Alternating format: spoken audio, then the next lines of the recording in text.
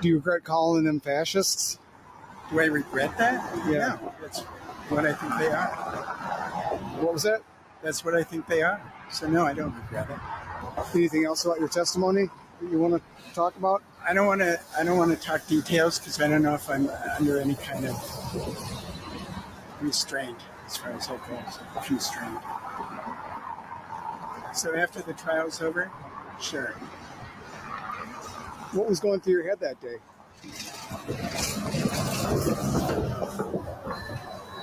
Just how ironic it is that we have a president who's been convicted of 34 felonies trying to persecute a judge for doing what judges do. So, yeah, I just thought the whole thing was tragic and ironic. Do you think Judge Dugan is innocent or guilty? Innocent.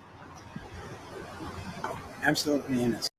Protesters who've been outside the courthouse all week have tried to make the argument this was an overzealous prosecution and that these charges should have never come. I thought it was really interesting when we heard from Brad Schimmel. Did you notice the tone? He said, she is not a bad, I don't want to be misquoted here, not a bad person. She's not a martyr for some sort of civil cause. This was a bad day, and she made basically the wrong choices. He was trying to tone down the bigger argument that a lot of people have been making and why this case has gotten a lot of national attention. But you remember when this first came out, this did go into the Attorney General was talking about it and other individuals in the FBI director released the picture of the arrest. So it was at first sort of a big deal, and the government was trying to make a big deal out of it. And I think that's why the community was upset, that they thought maybe this was being pushed upon Milwaukee by Washington and that this really didn't need to happen. What's up, y'all? Gerald here, creator of Gospel Chops and your host for this YouTube channel, back with another video. Now, y'all, I don't know if you've been following this story of Hannah Dugan, but we got a judge here that we got to talk about. Because if you're anything like me and you're right-leaning in your political beliefs, all you want on the court, whether it be district court, circuit court, even Supreme Court, you just want a fair judge who's going to call balls and strikes. But it seems like in 2025, that might be too much to ask for because we got so many examples of radical judges on the court at every level. Judge Bossberg in D.C., who's been trying to get Trump every chance he gets, or somebody like a Ketanji Brown Jackson, who I appreciate being on the Supreme Court because she provides a contrast so we can see the difference between the radical left and the conservative right. Well, we have a case of Judge Hannah Dugan here in Milwaukee, who had an illegal alien before her court in an unrelated issue that didn't have anything to do with his immigration status. But as she was sitting there on the bench hearing this case, she was alerted that ICE was outside the courtroom. And if y'all been paying attention, you've seen ICE attack these courthouses as of late. They said, hey, we want to find these illegals and y'all won't give them over to us as you let them out of jail. We're going to go to the courthouse on their appointed court date. Well, we seen Fox News report as millions of illegals flooded across the border. They were given summonses to court dates at future times that were years out under the Biden administration, and most of them never showed up. Well, for the lucky ones who did appear in court, a lot of them found ICE waiting in the lobby for them to exit the courtroom, and they were taken into custody. I'm sure you've seen the videos. Well, here's a case where Hannah Dugan, sitting on the bench, was alerted that ICE was outside her courtroom. She went down the hall, got another judge involved to distract one of the ICE agents, take him into the office. All the while, y'all, this is the crazy part. She took the illegal immigrant in her courtroom and snuck him out the back door. Some say through her chambers, and allowed him to exit and run out the back door from ICE agents. Well, they caught the man.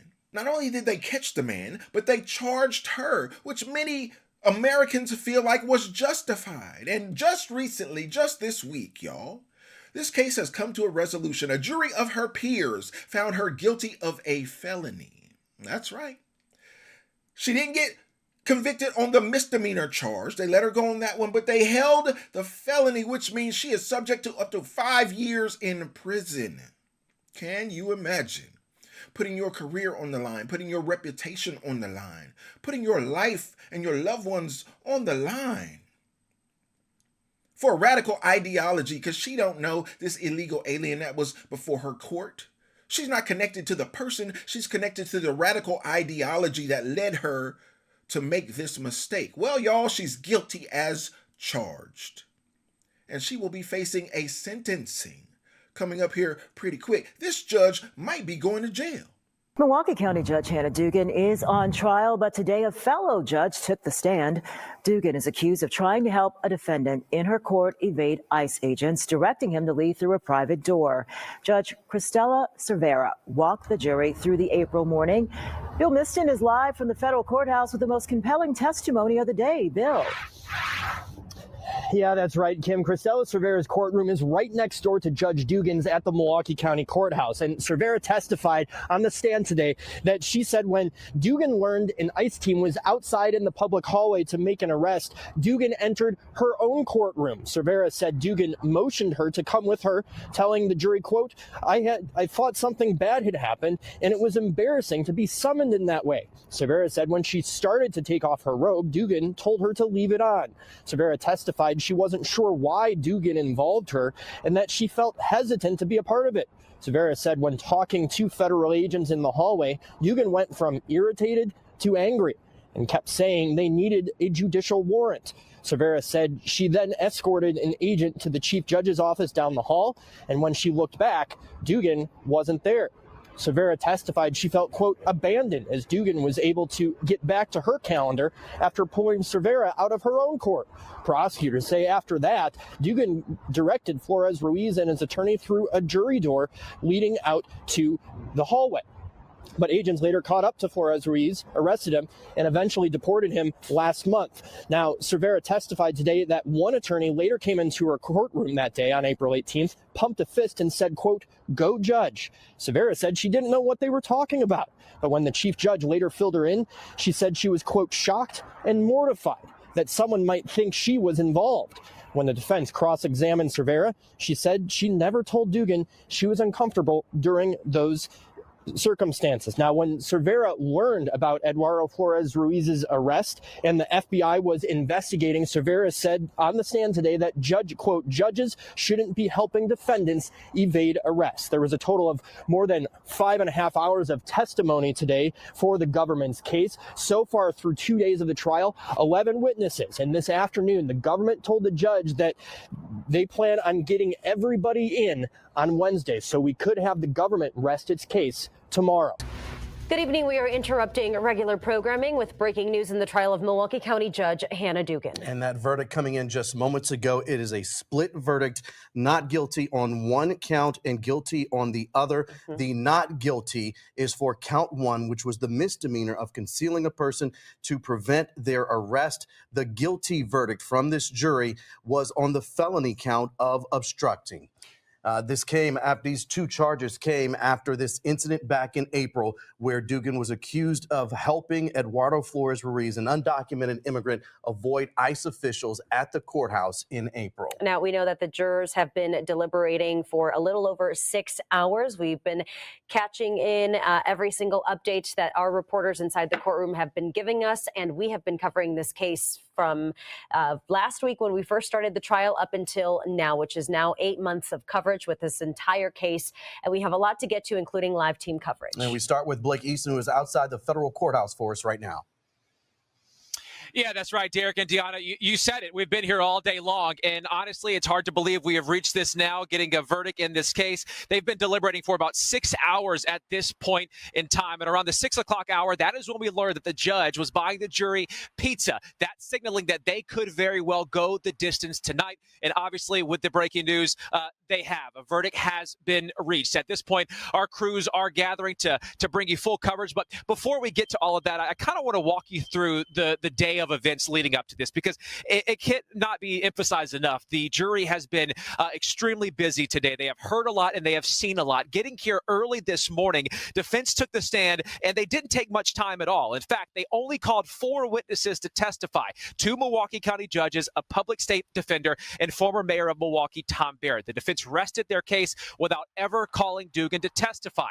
After that, it then presented time for closing arguments. Prosecution went first, saying a courtroom should be a place of neutrality. When a judge uses her position, her robe, her courtroom to evade the law, that is when it undermines the entire justice system. Then it was turned for the defense to go, saying that they're trying to make an example out of Hannah Dugan, saying that they have a different version of the facts than the prosecution. And now, because this is the federal government's case, they were then allowed to give a rebuttal. And that was before the judge was then giving them jury instructions before they could begin that jury deliberation process. And as we mentioned, look, it's been about 6 hours, fairly quiet outside of the federal courthouse throughout the 6 hours of the jury deliberations. There's been about 3 moments in time where the jury has had several questions for the judge. Now, the first question revolved around ICE policies and whether or not how they can present a warrant, what policies they have to follow before and after that warrant is presented. Derek, I believe you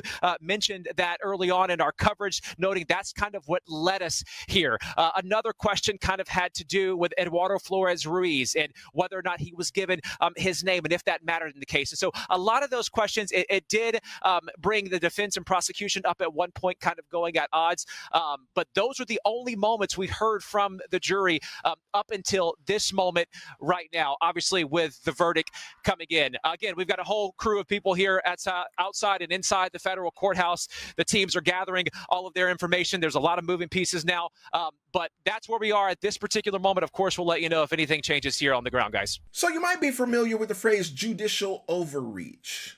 And this is a case of exactly that, where you have a judge who used her power and her position in that black robe to implement a policy that was beyond her power. She said, I'm not going to let you take this illegal immigrant into custody. I'm going to do everything I can to fight against the federal government and allow him to use my back door to get out of here and escape you. Well, it didn't work. First of all, they captured him in the parking lot or not that far away. But here she is facing charges and a conviction now because she thought she was more powerful than what she was. The Constitution don't give judges the right to implement policy such as this. If the executive branch implements a policy, it is not the job of the judicial branch to circumvent that policy and inject themselves irrationally, illegally into the business of the executive branch. No. These people are here illegally, and it is your job to interpret the law in that black robe. That is the charge you have been given. That is the oath you have taken. And when you deny that oath, well, you find yourself in situations like this. The spectacle is important because a message has to be sent to everybody else. We're not going to put up, you've been elected by people to uphold the law, and some of the laws that have been most flagrantly violated in this country are immigration laws. You've got to get on board with upholding all the laws, not just the ones you like, Scott. And there you have it, y'all. Judge Hannah Dugan convicted of felony obstruction. Well, that's the last thing you want to be found doing if you are a judge. You don't want to obstruct the law. You want to interpret the law. You want to enable the law. You want to allow the law to act in a way that the Constitution intended. And when you allow your inner thoughts, your inner liberal radical thoughts to take over, you hide illegal aliens from ICE, well, you are no longer a judge. You are contravening the law. Not only are you protecting criminals, but you have become a criminal yourself. And thankfully, in 2025, we are getting some kind of justice where these radical judges are able to face prosecution for their disobedience and unfaithfulness to the Constitution and to this country and its countrymen. Y'all let me know what you think about this as Hannah Dugan faces prison time for allowing an illegal immigrant in her court to run away. And her act was even futile because they caught him shortly after that. So you did all this for nothing. You sacrificed your family for nothing. You sacrificed your life and your freedom for nothing.